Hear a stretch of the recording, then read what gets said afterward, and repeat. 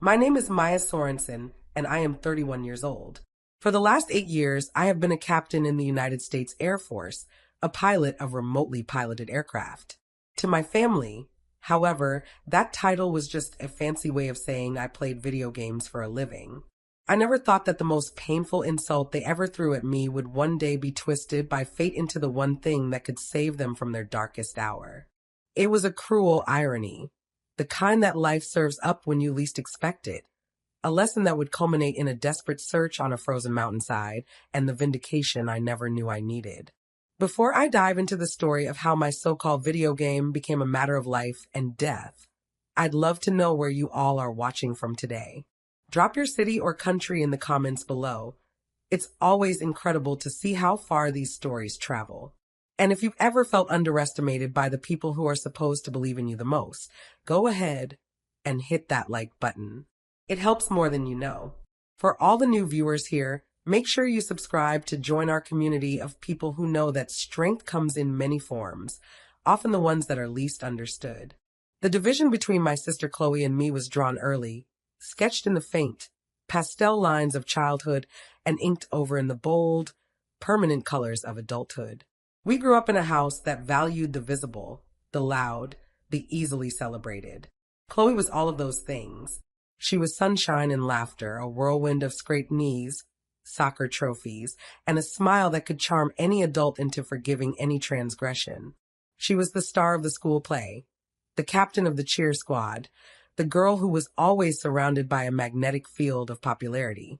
Her achievements were tangible, things you could hang on a wall or applaud from an auditorium seat.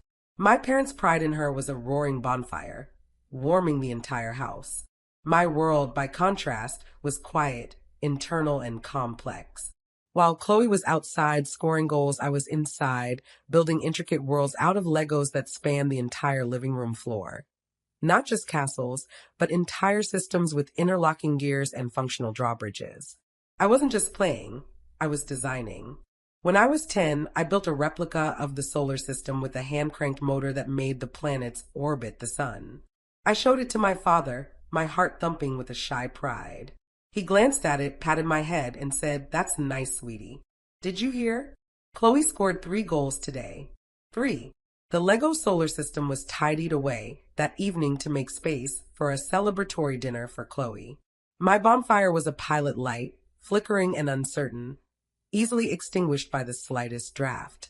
This pattern repeated itself, becoming a defining rhythm of our lives. In high school, I joined the mathletes and the coding club. I found a deep, satisfying solace in the logic of numbers and the elegant architecture of code. The weekend I won a state-level programming competition for an algorithm I designed to optimize city traffic patterns. I came home clutching a small, heavy trophy and a certificate. I found my family in the backyard, celebrating. A massive congratulations banner was strung between 2 trees. For a dizzying, hopeful moment, I thought it was for me. Then I saw Chloe, wearing a tiara made of cheap plastic and rhinestones, beaming. She'd been voted prom queen. My trophy felt cold and insignificant in my hand. Later that evening, Chloe, flushed with her win, saw my award on the kitchen counter. "Oh, what's this little thing?" she'd asked, picking it up. "State programming champion? That sounds intensely nerdy, Maya. Is there even a crown for that?" My mother laughed, a light, tinkling sound. "Oh, Chloe, be nice. Your sister likes her puzzles." The word hung in the air, puzzles. As if my achievement was a quaint hobby, a Sudoku puzzle in the Sunday paper, not a demonstration of a skill that would one day define my life. The ultimate divergence came when we chose our careers. Chloe went to a prestigious university and entered law school, a path that was respectable, understandable, and impressive at dinner parties. Her future was a straight, shining line. I chose the Air Force. Specifically, I chose the nascent, misunderstood world of remotely piloted aircraft. The day I told my family, I had prepared a speech, full of words like geopolitical stabilization, intelligence, surveillance and reconnaissance, and force projection. I wanted them to see the gravity, the importance, the sheer technological marvel of it. I got through about 30 seconds before Chloe interrupted, a smirk playing on her lips. So, wait, she said, leaning forward. You're joining the Air Force to play video games? Like, from a comfy chair in Nevada? The room filled with an awkward silence, which my father eventually broke with a forced chuckle. Well, he said, at least it's safe. He meant well, but his words confirmed it. They didn't get it. They didn't want to get it. From that day forward, the video game became Chloe's favorite shorthand for my entire career, a joke she would deploy with surgical precision at family gatherings, always guaranteed to get a laugh from someone who didn't know any better. It was a constant, low-grade humiliation I learned to endure. I would try to explain the pressure, the immense responsibility of piloting a multi-million-dollar aircraft over hostile territory, the life and death decisions made in seconds, the sheer mental exhaustion of staring at sensor feeds for 12 hours straight. But my words would just bounce off their preconceived notions. To them, I was in a dark room, moving a joystick. A glorified gamer. This perception was only amplified when Chloe married Mark Vance. Mark was, in many ways, the male version of Chloe. He was a successful investment banker, handsome, charismatic, and an adrenaline junkie. His weekends were spent skydiving, backcountry skiing, or climbing treacherous peaks. His adventures were real, visceral, and made for incredible stories. He treated me with a sort of bemused, patronizing affection, like I was Chloe's strange little sister who had a quirky hobby. The worst it ever got was at my parents' anniversary dinner, about a year before everything changed. The whole family was there, aunts, uncles, cousins. I was seated between Chloe and Mark. I had just come off a grueling deployment, a rotation that had been particularly demanding, and I was looking forward to a quiet evening. That hope was quickly dashed. How were the digital skies, Maya? Mark asked loudly, giving me a theatrical wink. Take out any big bosses? A few of my cousins snickered. Before I could formulate a response that wasn't dripping with the acid of my exhaustion and frustration, Chloe jumped in. Oh, leave her alone, honey, she said, patting my arm in a gesture that was meant to look like sisterly protection, but felt like a condescending pat on the head. She gets a gamer tan sitting in her little dark room. We have to be careful not to expose her to too much sunlight. The table laughed. I felt my face flush, a hot, prickling wave of shame and anger. I looked at my mother, hoping for an ally, but she was smiling, caught up in the supposed humor of it all. My father just looked down at his plate, tracing the pattern with his fork. His silence was a betrayal all its own. I remember taking a slow, deliberate sip of water, the cold glass a small anchor in a sea of humiliation. I wanted to scream. I wanted to tell them about the young soldier I had watched over for 6 straight hours, using my drone's cameras to make sure the patrol path was clear of IEDs. I wanted to tell them about the intelligence we gathered that prevented an attack on a coalition base. I wanted to tell them that my video game had saved lives, that it was a deadly serious business with stakes they couldn't possibly comprehend. But I knew it was useless. Their minds were made up. So I just said it was a productive rotation. The understatement was so vast it felt like a lie. It was during that same dinner that Mark made his grand announcement. He spread a map out on the table, jostling glasses and plates. Next month, he declared, his voice booming with excitement, I'm doing a solo ascent of the Sawtooth Drifts. A murmur of awe went around the table. The Sawtooth Drifts were a notoriously brutal stretch of the Rockies, a place local legends called the Widow's Peak for a reason. They were known for their jagged, unstable ridges and weather that could turn from sunny to a wide-out blizzard in under an hour. It was a place for elite, professional climbers, not weekend adventurers, no matter how skilled. Isn't that incredibly dangerous, Mark? My aunt asked, her voice laced with concern. Chloe beamed, her pride incandescent. Mark can handle it, she said, squeezing his arm. He's been training for this for a year. He has all the best gear. Mark pointed to a line he had drawn on the map. This is my route. I'll have a satellite phone and a personal locator beacon. I'll check in every 12 hours. It's all planned out. It's the ultimate challenge. I leaned over the map, my professional instincts kicking in despite myself. The terrain he had mapped out crossed 3 separate avalanche chutes and a long, exposed ridge known for its shearing winds. My job involved staring at terrain just like this for hundreds of hours, analyzing it, understanding its dangers from a topographical and meteorological perspective. The northern face of that third peak is notoriously unstable in the spring, I said, my voice quieter than I intended. The melt-freeze cycle makes the rock face incredibly friable, and your route has you traversing it in the late afternoon when the sun has warmed it up. I was just stating a fact, a piece of data. I wasn't trying to challenge him, just offering a piece of relevant information from my world. Mark looked at me, a flicker of annoyance in his eyes before he covered it with a condescending smile. I appreciate the concern, Maya, he said, rolling up the map. But I think I know what I'm doing. This isn't a simulation. It's the real thing. The implicit message was clear. Asterisk, leave the real adventures to the real men. Go back to your joystick. Asterisk, Chloe shot me a look that was pure venom, a silent command to shut up and stop ruining the moment.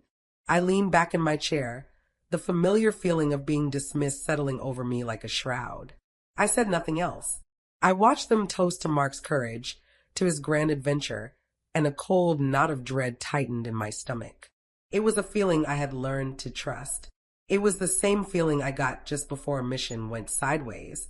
A month later, Mark left for his trip.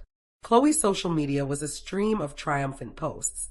A picture of Mark at the trailhead, grinning, looking invincible against a backdrop of menacing, snow-dusted peaks. A screenshot of his first satellite text, day 1, made it to base camp. The air is electric. This is what it means to be alive. Chloe's caption was full of hashtags. Hashtag adventure life. Hashtag no limits. Hashtag proud wife. For 2 days, the updates continued, each one a little more breathless. Day 2. The climb is tough but exhilarating. Views are epic. Then, on the 3rd day, the update stopped. The first 12-hour check-in was missed. Chloe called me, her voice a little tight, but she was forcing a casual tone. He's probably just conserving his battery, she said, a little too quickly. Or he's in a deep ravine and the signal is blocked. He's fine. But another 12 hours passed, and then another. 24 hours of complete silence. The casual tone in Chloe's voice was gone, replaced by a thin, brittle wire of panic. He's not answering, Maya. The locator beacon hasn't moved from its last position for over a day. Something's wrong. I know it. By the morning of the 4th day, it was a full-blown crisis. County search and rescue had been officially activated. The news reports started trickling in, and they were grim. A massive, unseasonal storm had slammed into the Sawtooth Drifts, dumping 3 feet of snow and bringing hurricane-force winds. The local news channel showed a haggard-looking SAR team leader, his face chapped and red from the wind. The conditions are some of the worst we've ever seen in this range, he said, his voice grim. Visibility is near zero, and the avalanche risk is at extreme. We have ground teams on standby, but it's too dangerous to send them in. We tried to get a helicopter up this morning, but the turbulence and icing conditions forced it back. Right now, we can't do anything but wait for a break in the weather. Waiting was a form of torture. For Chloe, it was a descent into a private hell. Her bravado and confidence shattered, leaving behind a raw, terrified woman I barely recognized. She called me every hour, her voice a ragged mess of sobs and frantic questions. Why can't they do something? Why aren't they sending people in? He's out there. He's freezing. We have to do something. Her anger was a wild animal, lashing out at the SAR teams, at the weather forecasters, at the mountains themselves. In her desperation, her carefully constructed world had crumbled, and all the condescension she ever had for me evaporated, replaced by a desperate, primal need. She wasn't calling me for my expertise. She was calling me because I was family and she was drowning. I was at my off-base apartment, watching the same news reports, feeling a sickening blend of professional frustration and personal dread. I knew that terrain. I knew those weather patterns. I could see the tactical map in my head, the impossible canyons, the sheer cliff faces. The SAR teams were right. Sending ground crews in would be a suicide mission. The helicopter pilots were right. The rotor wash in those canyons combined with the wind shear would be a death trap. They were using every conventional tool they had, and every single one was failing. I felt a maddening sense of helplessness. I had access to technology that could see through the clouds, that could map every inch of that mountain from 50,000 feet. But it was a military asset, locked behind layers of protocol and jurisdiction. On the fifth day, the situation became a state-level emergency. The story had been picked up by national news outlets. Wealthy banker missing in treacherous Rockies. The pressure on the governor's office was immense. The civilian SAR efforts were officially declared to be at a standstill. The headlines were brutal. Search for missing hiker thwarted by perfect storm. That afternoon, my friend and fellow pilot, a major named Ben Carter, called me. "You seeing this stuff about the guy in the sawtooths?" he asked. "Tragic." "It's my brother-in-law," I said, my voice flat. There was a stunned silence on the other end of the line. "Maya, I'm so sorry. I had no idea." "They're grounded," I said, staring at the television, where a reporter was describing the futility of the search. "They can't see anything. They're just waiting for him to die." Ben was quiet for a moment. "The Sentinel could do it," he said softly. He was talking about the RQ-21 Sentinel, our most advanced surveillance and reconnaissance drone. Its sensor package could scan that entire range in one pass, whether or not. The thermal optics, they could pick up a heat signature the size of a rabbit from 10 miles up. "I know," I whispered. "But it's not a search and rescue bird, Ben. It's an ISR platform. They're not going to deploy it for a civilian." "Maybe not," he said, his voice thoughtful. "But if the governor declares a state of emergency and officially requests federal assistance from the Department of Defense, the rules can bend." It felt like a wild, impossible hope. But 2 hours later, the impossible happened. The governor of Colorado held a press conference. He spoke of the heroic but stalled efforts of the civilian teams. He spoke of the family's anguish. And then he said the words that made my heart stop. "Given the extreme and ongoing danger, and with all civilian options exhausted, I have formally requested the assistance of the United States military in this search and rescue operation." My phone rang less than 10 minutes later. It was my commanding officer, Colonel Davies. His voice was all business. "Sorensen," he said, "you're on duty. A formal request has come down through the chain of command. We've been authorized to deploy the Sentinel to assist in the Sawtooth SAR mission. You have the most flight hours on the platform and specific experience with high-altitude mountain reconnaissance. You are the lead pilot. Wheels up in 90 minutes. Get to the GCS." I hung up the phone, a strange, cold calm settling over me. The irony was so thick it was suffocating. My video game, my comfy chair, my nerdy hobby. It was now the only hope left. I thought of Chloe, of Mark, of all the years of casual, cutting remarks.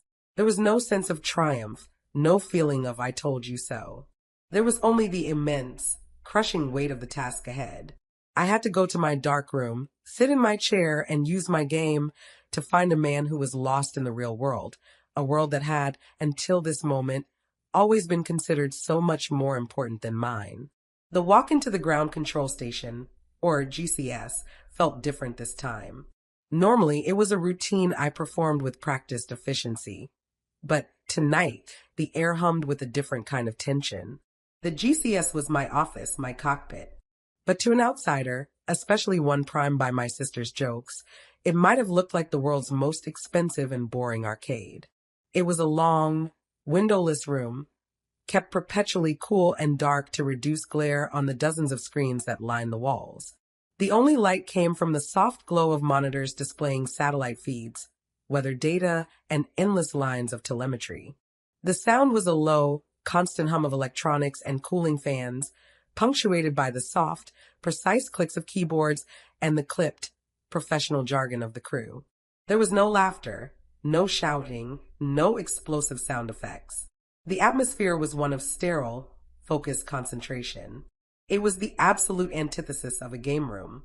My station was in the center of the room, a semi-enclosed pod with a panoramic array of 6 high-definition screens. My chair, the one Chloe loved to mock, was an ergonomic marvel of engineering, designed for pilots to endure 12-hour missions without physical fatigue compromising their mental acuity.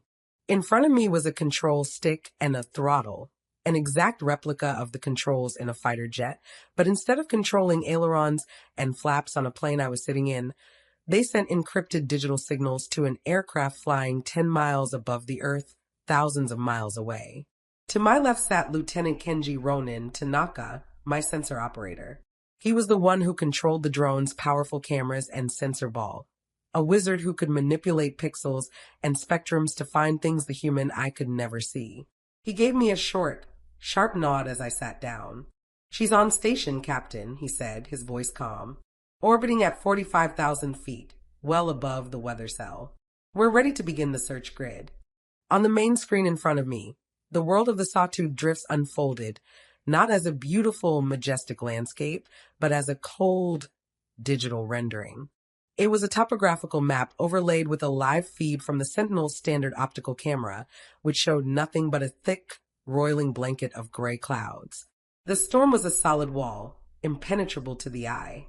This was why the helicopters were grounded, but we weren't relying on our eyes.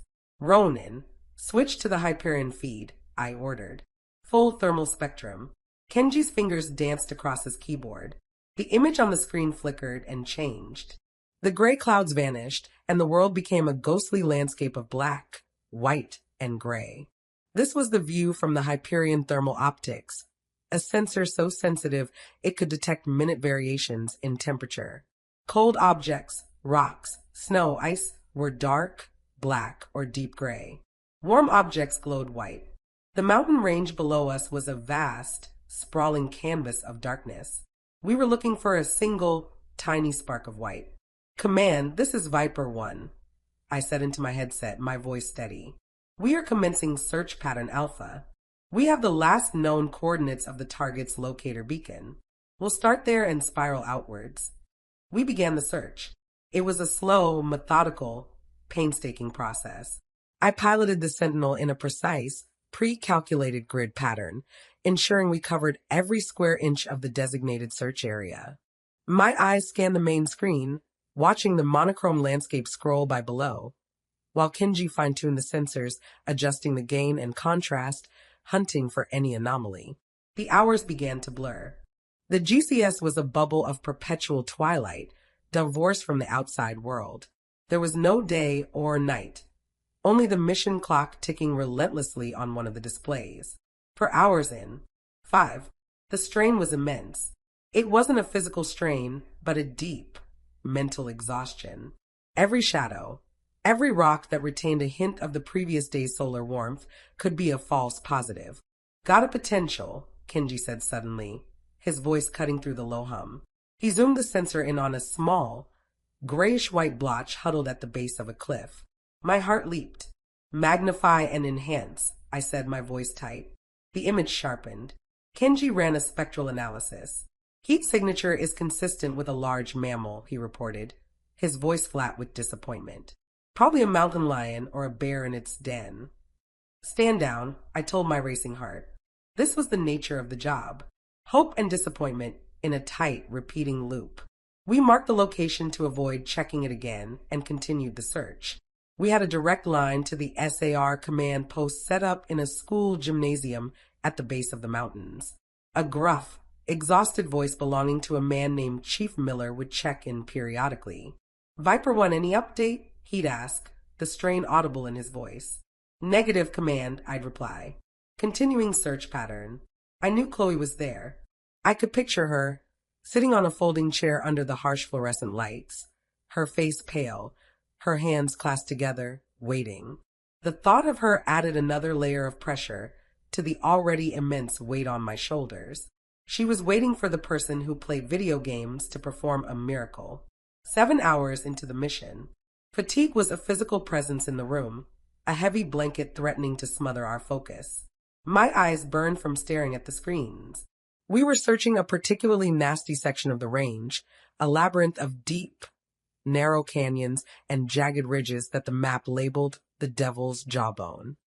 It was an area the ground teams had already written off as completely inaccessible. The hope in the room was beginning to curdle into a grim sense of futility. We were running out of time. Mark had been out there for over 6 days. The human body can only endure so much. "Hold," Kenji breathed, his voice barely a whisper. "Right there, edge of the grid." He pointed to a section of the screen. I saw it. It was a flicker. Not a solid white, but a faint, intermittent pulse of light gray, almost lost in the digital noise of the sensor feed. It was smaller and weaker than anything we had seen before. What is that? Geothermal vent. I asked, not daring to hope. Too erratic for a vent, Kenji murmured, his fingers flying across his controls. And the location, it's a sheer cliff face, halfway down a 2,000-foot drop. He zoomed the camera, pushing the Sentinel's optics to their absolute limit. The image was grainy, distorted by the immense distance, but it began to resolve. It wasn't on the cliff face, but on a tiny ledge, no wider than a park bench, obscured by an overhang. And the flickering, it wasn't random. It was a pattern. On, off, on, off. 3 short, 3 long, 3 short. A repeating cycle. My breath caught in my throat. It was Morse code. SOS, he's alive, I whispered, the words feeling foreign in my mouth. He's alive and he's signaling. Kenji let out a long, slow breath. He must be using a flashlight or a headlamp. What's left of it, he said, his voice filled with a professional awe. Smart. Very smart. I grabbed my comm switch. The practiced calm in my voice was gone, replaced by an urgency I couldn't conceal. Command. This is Viper 1. I have him. I have a positive visual on the target. He is alive and signaling. The response from Chief Miller was a crackle of pure, unadulterated relief. Copy that, Viper 1. Oh, thank God. Send coordinates. Now. I read out the string of numbers, the precise latitude and longitude that would mean the difference between life and death. The numbers that my video game had found. But our job wasn't over. A rescue helicopter was spooling up, a specialized high-altitude unit from the National Guard. They had a weather window, a tiny one, maybe 30 minutes before the storm closed in again. But the location was a nightmare. The ledge is too small to land on, the rescue pilot's voice crackled over the radio. And the wind shear coming off that ridge is hellacious. We'll have to do a hoist rescue. We need a continuous eye on the target and the surrounding conditions. We're flying in blind. We're not leaving, I replied, my hand steady on the controls. We are your eyes, Rescue 1. We'll walk you in. For the next 20 minutes, I became a voice in the dark for the helicopter crew. I kept the Sentinel in a tight, stable orbit directly above the canyon. Its unblinking eye trained on the ledge. Kenji switched between thermal and standard optics, feeding me a constant stream of information. Wind speed increasing on the western ridge, he'd report. You have a downdraft 200 yards from the target, I'd relay to the pilot. I talked them through the approach, vector by vector, giving them a god's eye view of the dangers they couldn't see. On my screen, I watched the 2 heat signatures, the large one of the helicopter and the tiny, flickering one of Mark, grow closer and closer. It was the most intense, high-stakes game I had ever played. Finally, I saw a new heat signature descend from the helicopter on a thin line. A rescuer. He reached the ledge. A few agonizing minutes later, I saw 2 heat signatures being hoisted back towards the helicopter. They were in. He's on board, Viper 1, the pilot shouted over the comms, his voice jubilant. We have him. We're heading back to base. I leaned back in my chair, the tension draining out of me so fast I felt lightheaded. I looked at Kenji. His face was pale in the glow of the monitor, but he was grinning. We had done it. From a dark room 1,000 miles away, we had reached into a frozen hell and pulled a man back from the brink. The aftermath was a blur. Mark was flown directly to a regional hospital, suffering from severe hypothermia, frostbite, and a compound fracture in his leg, but the doctors said he would make a full recovery. He was, they said, unbelievably lucky. The news was calling it the miracle on the Sawtooths. They praised the brave helicopter crew, the tireless SAR teams, and the unspecified military surveillance asset that had located him. My role and my name was kept anonymous as is standard procedure. I was just a ghost in the machine, an eye in the sky. After my debrief, I drove to the hospital. The hallways smelled of antiseptic and quiet dread. I found Mark's room and paused in the doorway. My parents were there, and Chloe was sitting by Mark's bed, holding his hand. Her face was tear-streaked and puffy, but her eyes were clear, filled with a bottomless relief. She looked up and saw me standing there. The room fell silent. My mother rushed over and hugged me. A real, clinging hug. "Oh, Maya," she whispered. "We heard. They told us it was an Air Force drone." I just nodded, unsure what to say. Chloe slowly stood up and walked towards me. She looked smaller, stripped of all her usual bravado. Her eyes searched mine, and for the first time, I didn't see condescension or pity. I saw fragile, dawning comprehension. "The pilot," she started, her voice raspy. "They said the pilot guided them in. That was you." It wasn't a question. I nodded again. A strangled sound escaped her lips, a half sob, half laugh. "You," she whispered, shaking her head in disbelief. "You played your video game, and you saved him." The words hung in the air between us. All their years of casual cruelty now transformed into a staggering, undeniable truth. She took a shaky step forward and wrapped her arms around me. It was an awkward, clumsy embrace, but it was the first time in years she had hugged me with anything other than polite obligation. "Thank you," she sobbed into my shoulder. "Thank you, Maya." I stood stiffly in her arms, the years of hurt a solid wall inside me. I was glad her husband was safe. But gratitude, I was beginning to realize, was not the same as absolution. A few days later, Chloe came to my apartment. She knocked softly, a hesitant sound that was completely out of character for her. When I opened the door, she was just standing there, wringing her hands. She looked tired, her face etched with lines of stress and sleeplessness that hadn't been there a week ago. "Can I come in?" she asked quietly. I stepped aside and let her pass. She walked into my small living room and stood in the middle of the floor, looking lost. "Mark is going to be okay," she said. "They're moving him to a rehab facility next week. The doctors, they keep saying it's a miracle. They said whoever found him did it in the last possible hour." She turned to face me, her eyes glistening. "I've been a terrible sister, Maya." The confession was so blunt, so direct, it took my breath away. "I didn't just misunderstand your job. I didn't want to understand it. It was easier to make a joke out of it. It was easier to call it a game because I didn't get it. And it scared me." "Scared you?" I asked, my voice barely a whisper. "You were always so self-contained," she said, her voice thick with emotion. "You had this quiet confidence, this world inside your head that I couldn't access. I was the loud one, the one who needed all the attention, and you didn't seem to need any of it. And when you joined the Air Force, you went even further into that world. It was something I couldn't compete with. So I belittled it. It was petty, and it was jealous, and it was cruel." Tears were streaming down her face now. "I remember your programming trophy, the one I called nerdy. I saw the look on your face that night, Maya. I saw that I'd hurt you, and for a second I felt bad. But then I pushed it away because my victory felt bigger, more important. I've been doing that to you our whole lives, making my world the only one that mattered." She took a deep, shuddering breath. "I am so sorry.